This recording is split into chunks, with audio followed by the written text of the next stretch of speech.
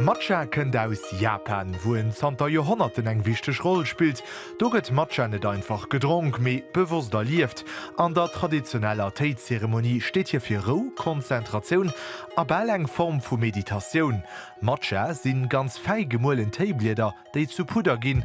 Et gëtt ëmmer mi dacks als modern Gedrénks konsuméiert, zum Beispiel als Matcha Latte. Wir sinn hai an der Stadt bei Manzoku, eng japanesche Epicerie.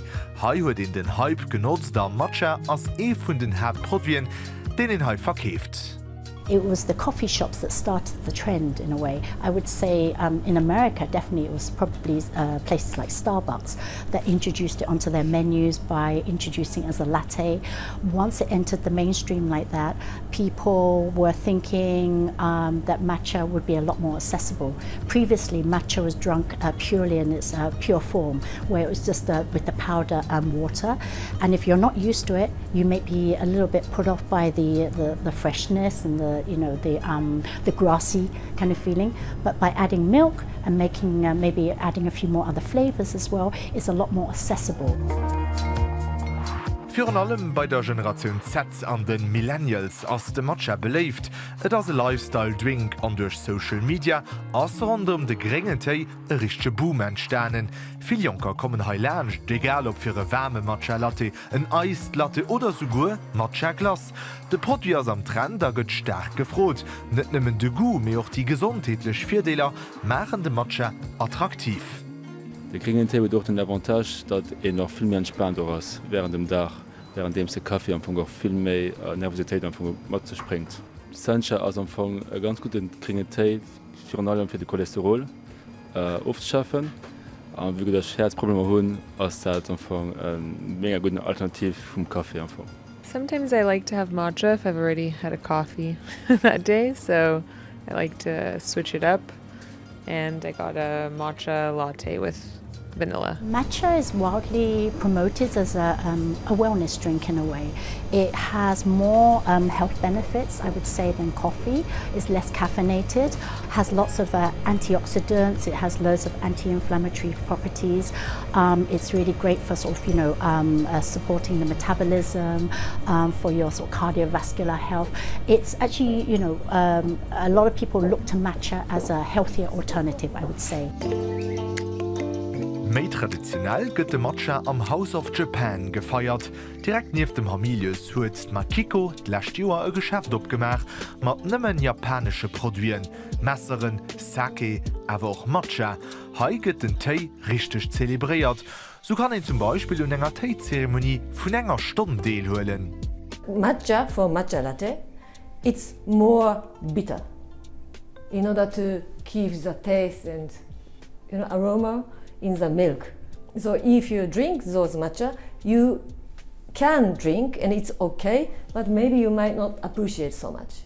But ceremonial matcha, this is really, it's made for tea ceremony, for only just purely enjoying the matcha.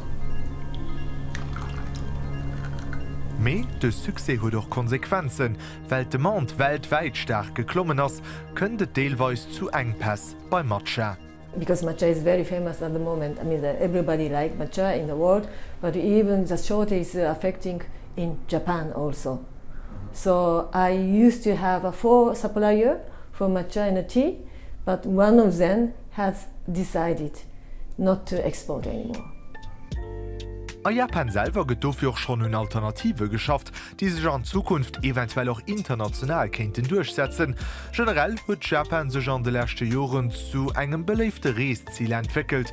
Makiko ass regelmäßig am Landen AW, am dat selber auch. Some part is very crazy. Some part is very traditional. But we are, for example, punctual. We are very hygienic. I mean, it's very clean everywhere you go. For example, I don't know whether I can speak about toilet. It's very interesting that you can enjoy even you go to the bathroom because there is water washing at the toilet. And and also people are kind and also people are respectful. So I think the people come from other countries to Japan, they maybe experience a different way the life especially, and especially even I go back to Japan sometimes, I feel like Japan is like a Disneyland for me. Many things going on. Hei bei Manzoku wëllen e Matcha oni Pestiziden e ganz organische Produkt verkäfen. Och hei wäret net immer evident an der Lächt unes zu kommen. One of the major problems was the climate. In 2024, Japan had record highs in temperature. I think they had an excessive heat wave, and because of those temperatures, it really damaged a lot of the tea bushes. And so this is not just an effect for the coming year, but for harvests coming up in future years. Once you've damaged the tree bushes, it could take up to about 5 years for the bushes to repair themselves and to be, regenerating properly again.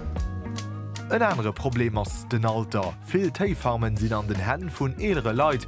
An neue Generationen wëllen net an der Industrie raklammen. Eng Parti Mesuren, fir dem entgéint ze wirken, goufen dofir och scho vum japanesche Staat an Plas gesät.